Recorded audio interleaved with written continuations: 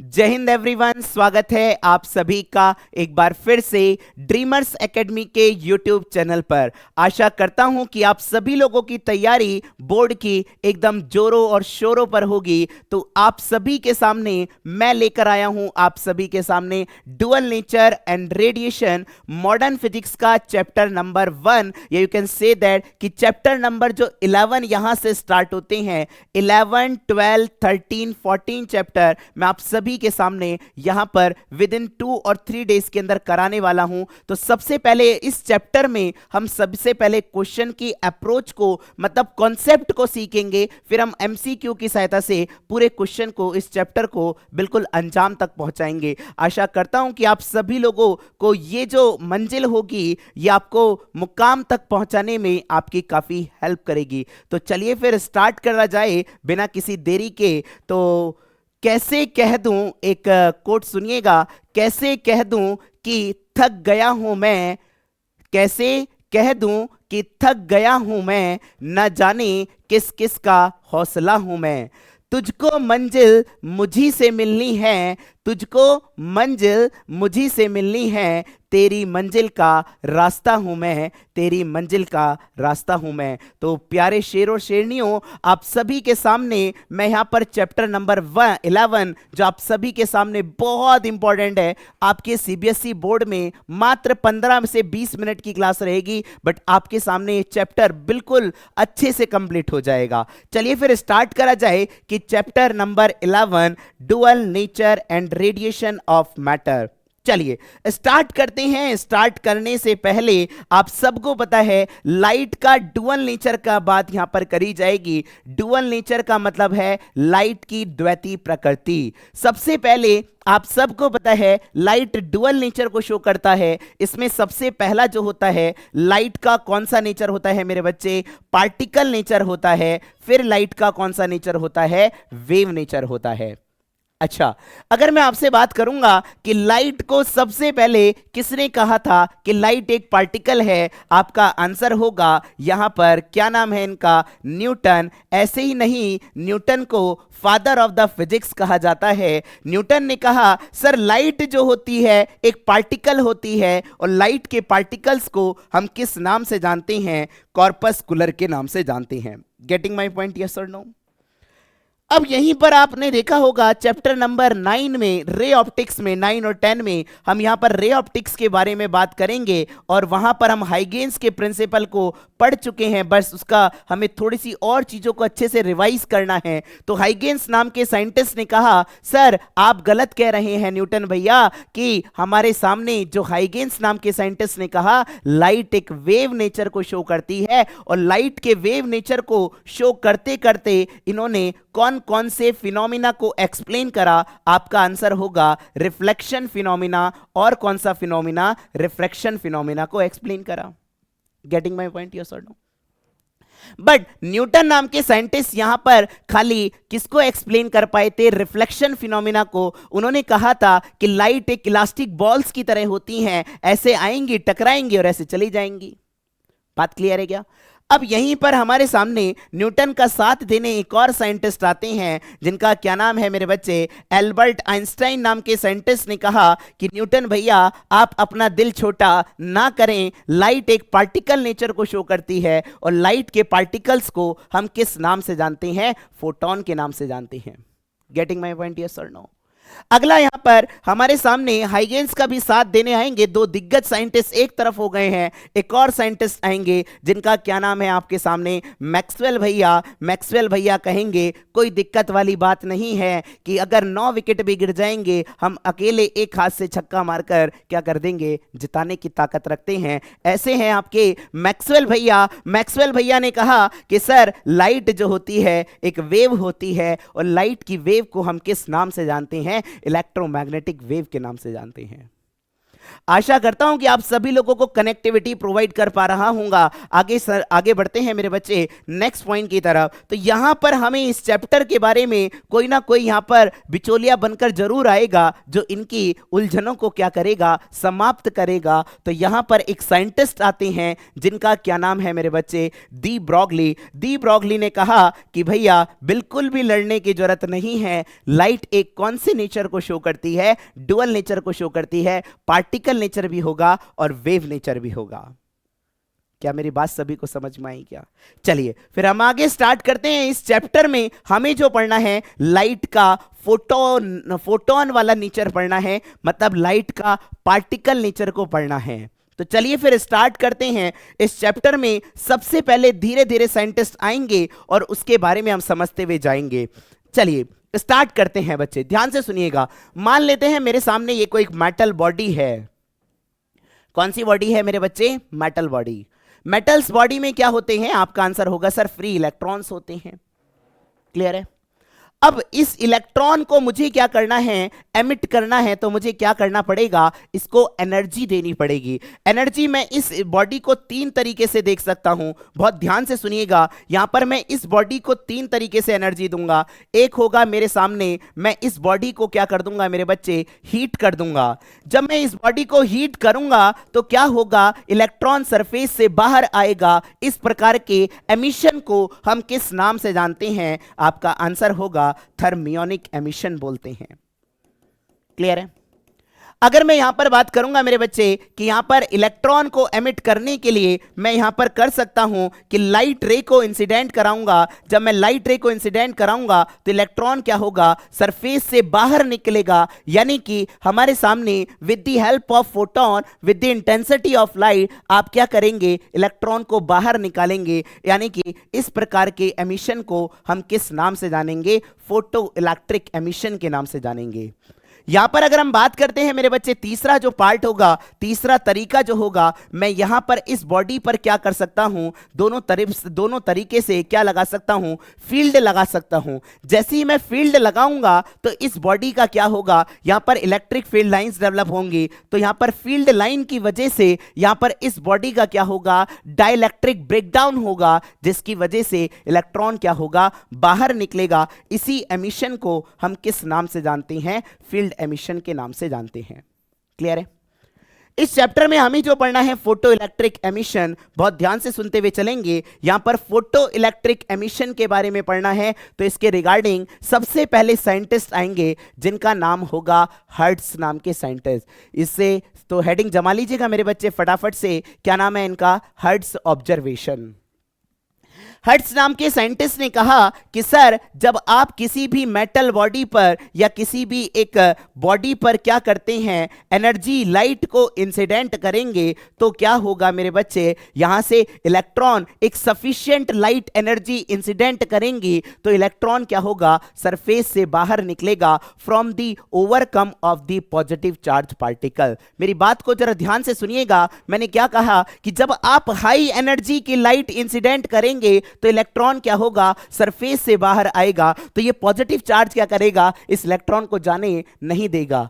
From the, यहीं पर क्या कहा गया, from the overcome of the positive charge particle. तो नोट डाउन करें फटाफट से, क्या कहा मैंने, when high energy light incident on the metal body, electron comes out from the surface of the, from the overcome of positive charge particle. Clear है बात सभी को? दूसरा पॉइंट, दूसरे यहां पर साइंटिस्ट आते हैं जिनका नाम है हॉलवेक एंड लेनार्ड एक्सपेरिमेंट।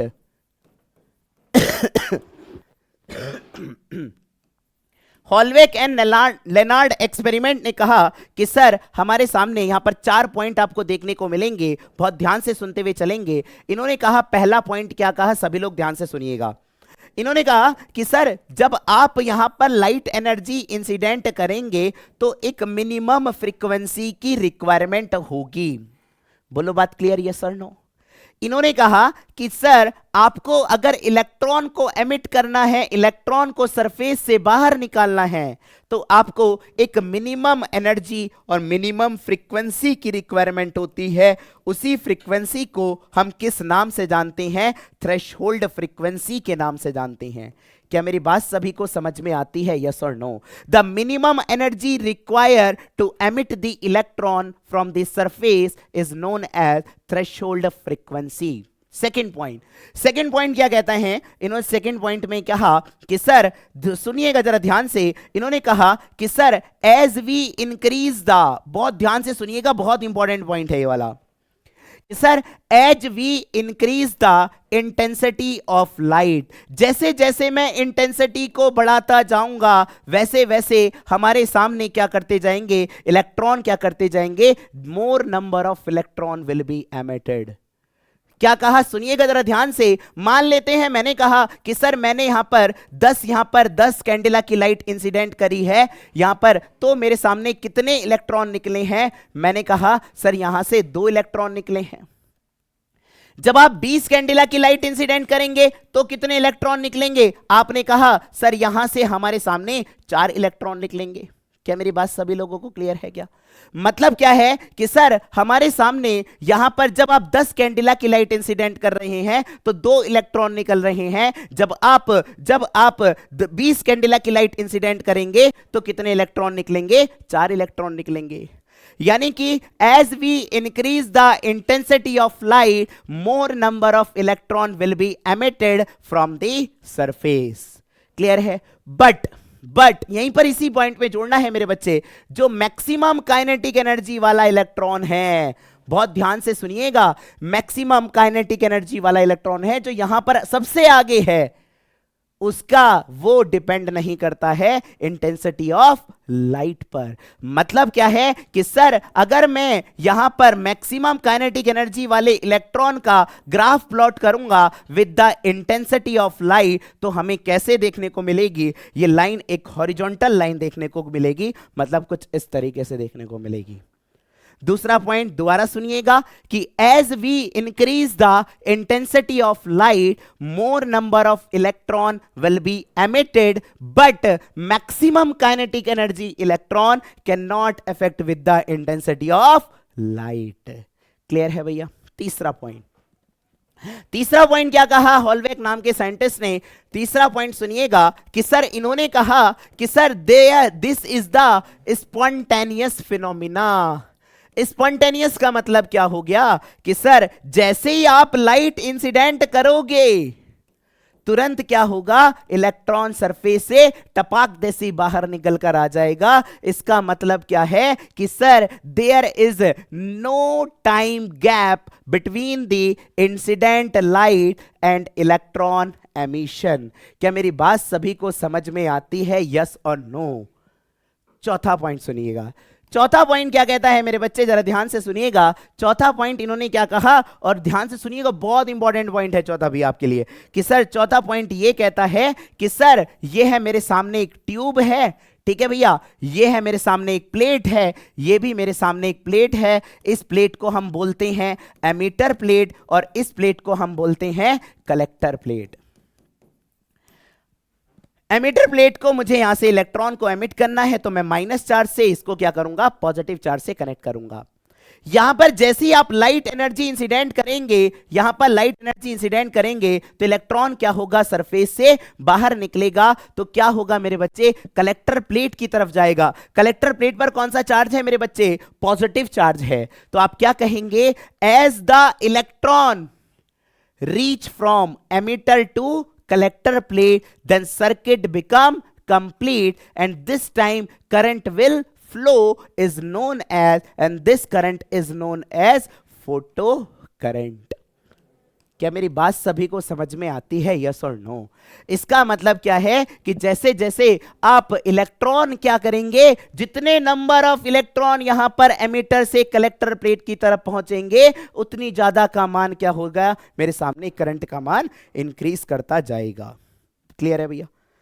पर अब सुनिएगा, कुछ समय बाद ये जो फोटो करंट होगी वो कैसी हो जाएगी मेरे बच्चे, कांस्टेंट हो जाएगी। क्योंकि भाई सिंपल सी बात है, इस ये जो एमिटर प्लेट है इसके पास फिक्स नंबर ऑफ इलेक्ट्रॉन्स होंगे नहीं होंगे। जब सारे के सारे इलेक्ट्रॉन क्या होंगे मेरे बच्चे, एमिटर से कलेक्टर प्लेट की तरफ पहुंच जाएंगे, तो उस टाइम फोटो करंट का मान कैसा हो जाएगा, मैक्सिमम हो जाएगा। उसी करंट को हम किस नाम से जानते हैं, सैचुरेशन करंट के नाम से जानते हैं।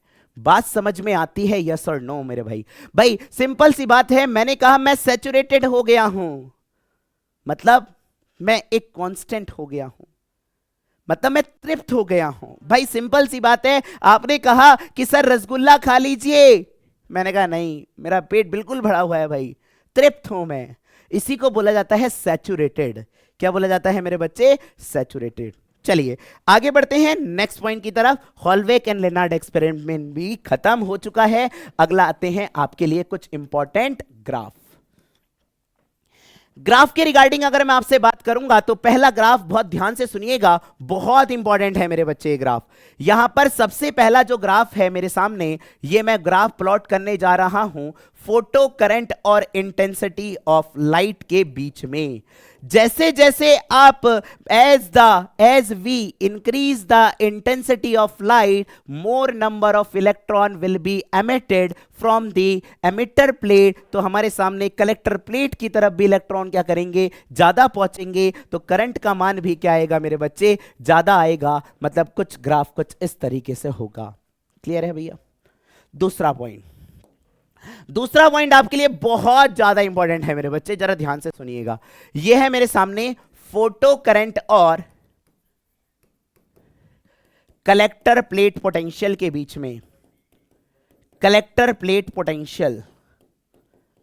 यहां पर आप सुनिएगा जरा ध्यान से, यह है मेरे सामने एक वैक्यूम ट्यूब है, यहां पर कांच की ट्यूब है, दिस इज हमारे सामने एमिटर प्लेट, और ये मेरे सामने कौन सी प्लेट थी भैया, कलेक्टर प्लेट। ये आप सभी लोगों को एकदम बहुत अच्छे से पता चल गया होगा। अब मेरी बात को जरा ध्यान से सुनिएगा।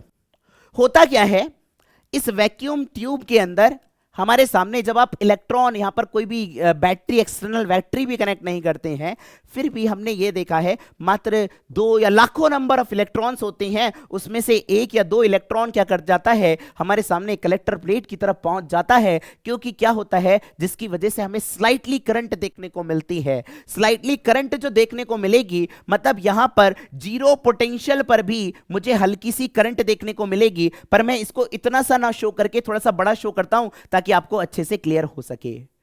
क्या मेरी बात सभी लोगों को क्लियर है?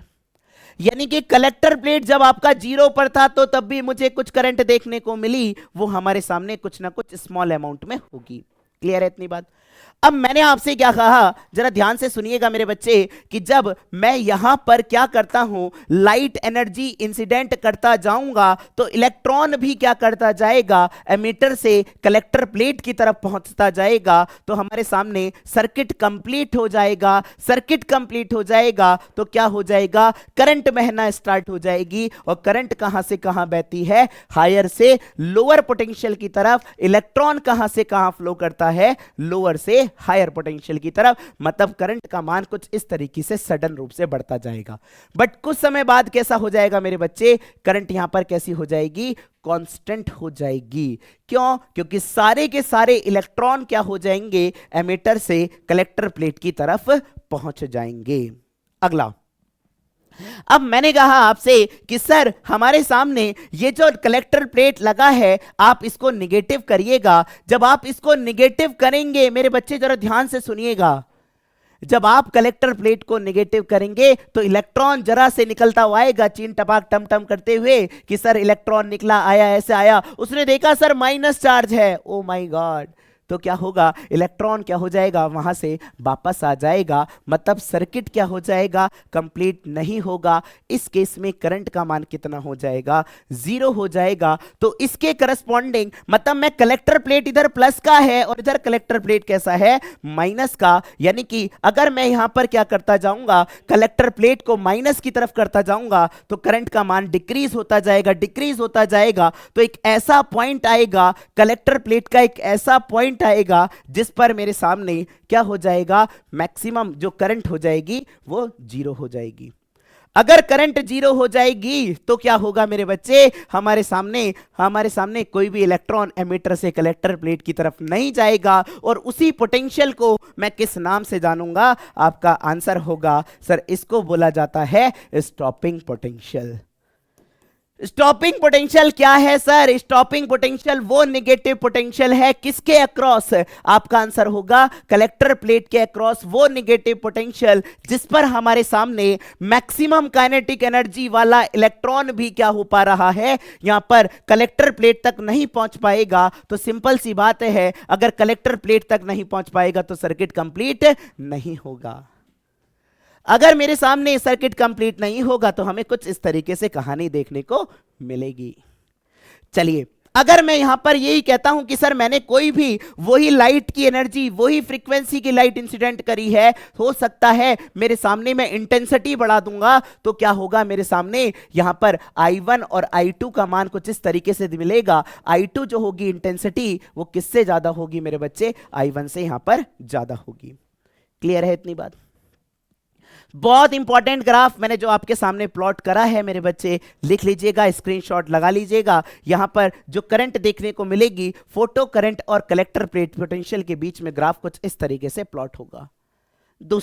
तीसरा जो ग्राफ बनता है मेरे बच्चे, यहीं पर तीसरा मैं जो ग्राफ बनाने जा रहा हूं वो होगा आपके सामने, यहां पर मेरे बच्चे फोटो करंट का होगा, और यहां पर हम क्या लिखेंगे, कलेक्टर प्लेट पोटेंशियल। यहां पर हम क्या लिखेंगे मेरे बच्चे, बोलिए फटाफट से, कलेक्टर प्लेट पोटेंशियल। अब मेरी बात को जरा ध्यान से सुनिएगा यहां पर, ठीक है भैया। मैंने आपसे कहा सर मेरे सामने या ये क्या थी सर, ये थी मेरे सामने एक वैक्यूम ट्यूब, और ये मेरे सामने एमिटर प्लेट थी, और ये कौन सी थी मेरे बच्चे, आपका आंसर होगा सर ये थी मेरे सामने कलेक्टर प्लेट। और मैंने ग्राफ कुछ इस तरीके से बनाया था, पहला वाला ग्राफ बिल्कुल रिपीट कर देता हूं, वही चिपका देता हूं, देख भैया ये लीजिए। क्या मेरी बात सभी को समझ में आती है? अगला, अब मेरी बात को बहुत ध्यान से सुनिएगा। यहां पर मैंने क्या कहा कि सर जब मैंने न्यू1 फ्रीक्वेंसी की लाइट इंसिडेंट करी थी तो मेरे सामने नेगेटिव पोटेंशियल V01 मुझे कुछ इस तरीके से देखने को मिला था, ठीक है भैया। आपने कहा कि जब आपने लाइट इंसिडेंट करी सर न्यू1 फ्रीक्वेंसी की तो इलेक्ट्रॉन यहां तक गया, जब आपने थोड़ी हाई फ्रीक्वेंसी की लाइट इंसिडेंट करी तो ऑब्वियस सी बात है इलेक्ट्रॉन को एनर्जी भी क्या मिल जाएगी मेरे बच्चे, ज्यादा मिल जाएगी। अगर इलेक्ट्रॉन को एनर्जी ज्यादा मिल जाएगी तो वो यहां पर जो कलेक्टर प्लेट पर पोटेंशियल, उसको रोकने के लिए मुझे पोटेंशियल क्या लगाना पड़ेगा, ज्यादा लगाना पड़ेगा। भाई सिंपल सी बात है, आप खुद समझिए। भाई ये है मेरे सामने नेगेटिव पोटेंशियल, मेरे सामने दो चीज आ रही हैं। मैंने कहा सर एक चीज ये है और एक चीज ये है। भाई सिंपल सी बात है, ये वाला ये इलेक्ट्रॉन है, ये इलेक्ट्रॉन है, क्लियर है। अब मुझे इन दोनों को रोकना है, इसकी एनर्जी ज्यादा है, इसकी एनर्जी कम है, तो मुझे क्या करना पड़ेगा? आप बोलेंगे सर इस पर आपको ज्यादा रिटार्डिंग फोर्स लगाना पड़ेगा। क्या मेरी बात सभी को समझ में आती है, यस और नो? क्योंकि इसकी फ्रीक्वेंसी ज्यादा है, इसकी एनर्जी ज्यादा है, मतलब क्या है कि सर इसको रोकने के लिए मुझे यहां पर नेगेटिव में ज्यादा पोटेंशियल लगाना पड़ेगा। और ये जो फ्रीक्वेंसी होगी वो किससे ज्यादा होगी मेरे बच्चे, न्यू1 से क्या होगी, ज्यादा होगी। क्लियर है बात?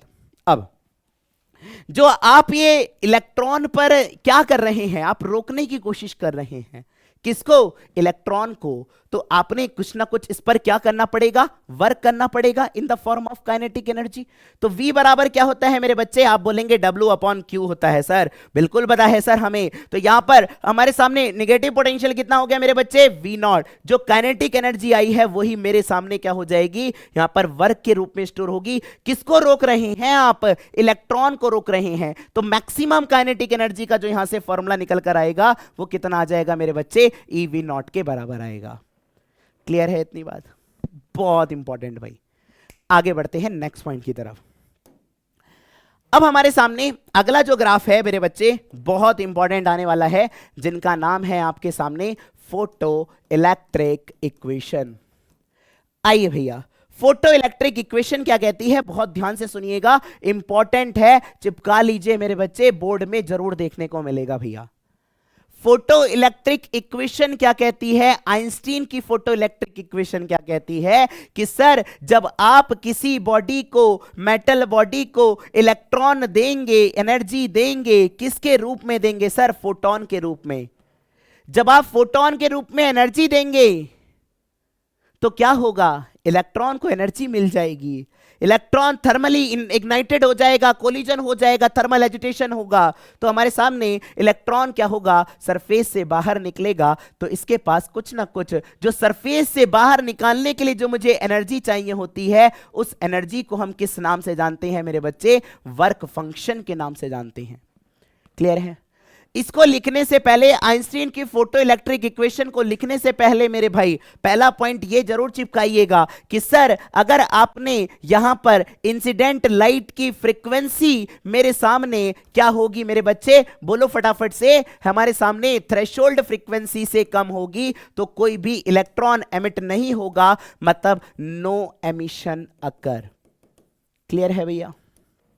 अगला पॉइंट कि सर हमारे सामने ऐसा तो नहीं होगा भाई, सिंपल सी बात है, आपने इसको यहां पर 100 जूल एनर्जी दी, 100 में से हमारे सामने कुछ एनर्जी मान लो 20 जूल इसको क्या हो गई, इसको सरफेस से बाहर निकालने में हो गई, तो उस एनर्जी को हमने किस नाम से जाना, the minimum energy required to emit the electron from the surface is known as, आपका आंसर क्या होगा, वर्क फंक्शन।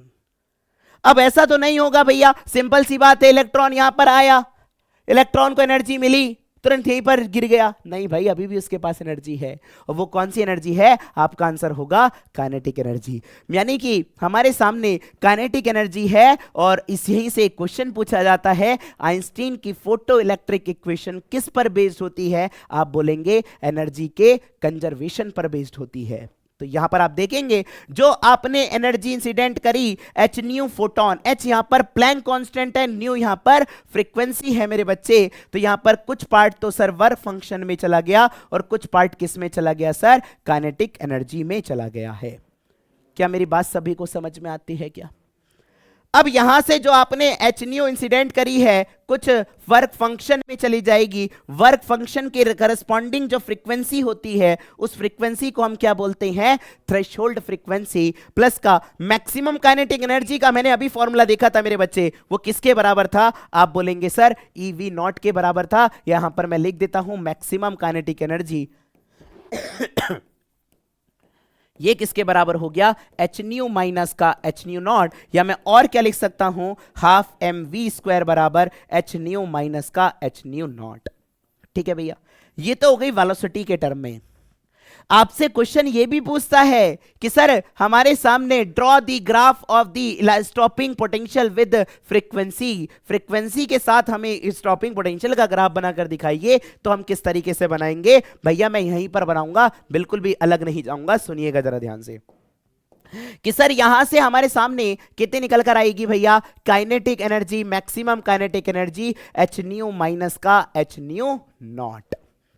ठीक है भैया, अब मैक्सिमम काइनेटिक एनर्जी का फॉर्मूला कितना था, EV naught, that is equal to H nu minus का एच न्यू नॉट। हम क्या करने जा रहे हैं, हम प्लॉट करने जा रहे हैं स्टॉपिंग पोटेंशियल और फ्रीक्वेंसी के बीच का ग्राफ प्लॉट करने जा रहे हैं, तो उसके लिए मुझे पास एक इक्वेशन होनी चाहिए, और वो इक्वेशन मेरे बच्चे बहुत इंपॉर्टेंट है। V नॉट बराबर कितना हो जाएगा, H upon E new minus का एच न्यू नॉट अपॉन में कितना आ जाएगा मेरे बच्चे, E के बराबर आ जाएगा।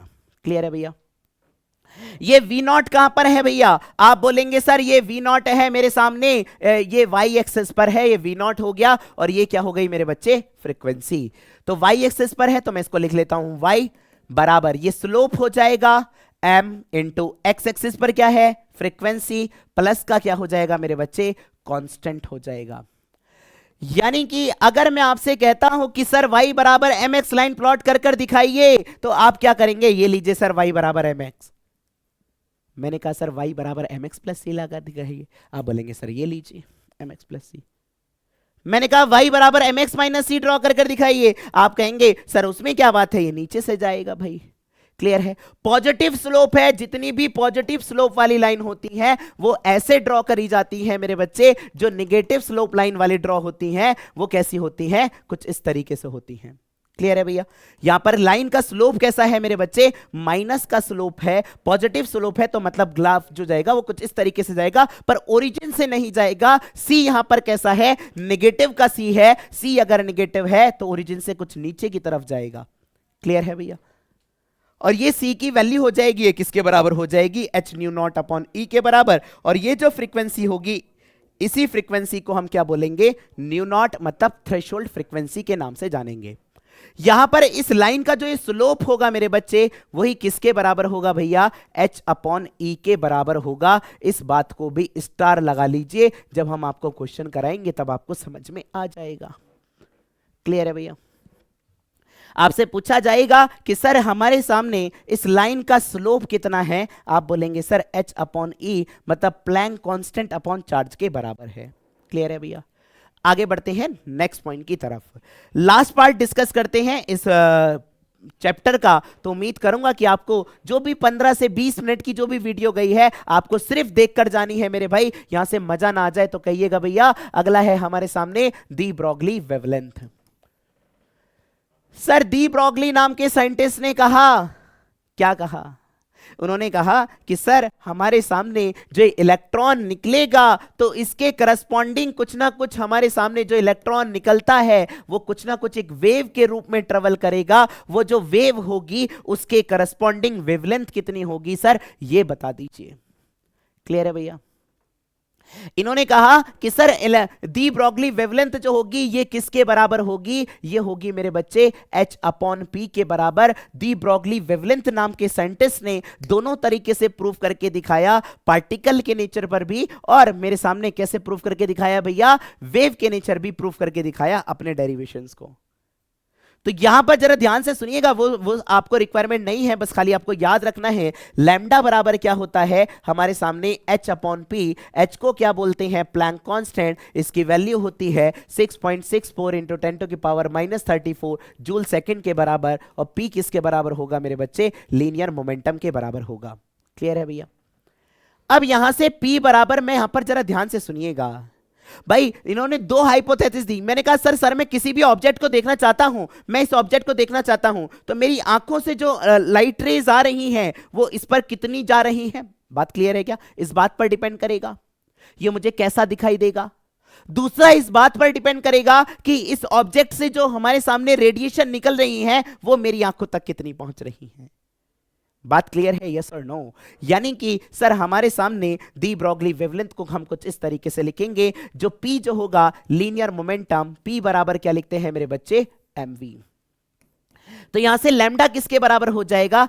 H अपॉन mv के बराबर होगा। और इनके बीच में ग्राफ भी आप देख सकते हैं। ग्राफ को कैसे प्लॉट करेंगे? H कांस्टेंट है, लैम्डा और P के बीच में हमारे सामने कैसे ग्राफ प्लॉट करा जाएगा? सर कुछ इस तरीके से प्लॉट करा जाएगा। क्लियर है भैया? अब मैंने कहा कि सर हमारे सामने इस जो इलेक्ट्रॉन निकलेगा उसके करस्पॉन्डिंग कुछ ना कुछ एनर्जी भी होगी, तो वो हम एनर्जी कैसे लिखेंगे? सर काइनेटिक एनर्जी बराबर क्या लिखोगे मेरे बच्चे? Half mv²। एक m का ऊपर मल्टीप्लाई कर, एक m का नीचे मल्टीप्लाई कर, कोई दिक्कत वाली बात नहीं है। तो k बराबर कितना आ जाएगा? p² अपॉन m, यानी कि p बराबर कितना हो जाएगा? √2 mk के बराबर। क्लियर है भैया? तो यहां से आपको करना क्या है? P का मान रख दीजिए। तो यहां से आपको एक और नया रिलेशन देखने को मिलेगा। तो यहां से कितना निकल कर आएगा? बोलिए फटाफट से। लैम्डा बराबर कितना हो जाएगा? H अपॉन √ में कितना हो जाएगा मेरे बच्चे? 2mk के बराबर। और k क्या है मेरे बच्चे? k है यहां पर kinetic energy of electron. Clear है भैया? ये लीजिए भैया, मैंने कर दिया गेम ओवर इस चैप्टर का। जो भी 15 से 20 मिनट लगे होंगे ज्यादा से ज्यादा इस चैप्टर का गेम ओवर करने में, पर आपके लिए बहुत ज्यादा इंपॉर्टेंट वीडियो भैया। आशा करता हूं कि आप सभी लोगों को वीडियो पसंद आई होगी, तो वीडियो को लाइक करना ना भूलें। तो मिलते हैं बच्चे आप लोगों के साथ नेक्स्ट वीडियो के अंदर। दूसरा जो पार्ट होगा मेरे सामने, मैं इसकी क्या लेकर आऊंगा? MCQ लेकर आऊंगा। जितने भी मैंने यहां पर कराए हैं, जितना भी सारा कॉन्सेप्ट पढ़ाया है, वो वहीं पर बार बार रिपीट होगा। चलिए फिर, जय हिंद एवरीवन, मिलते हैं एक और वीडियो में।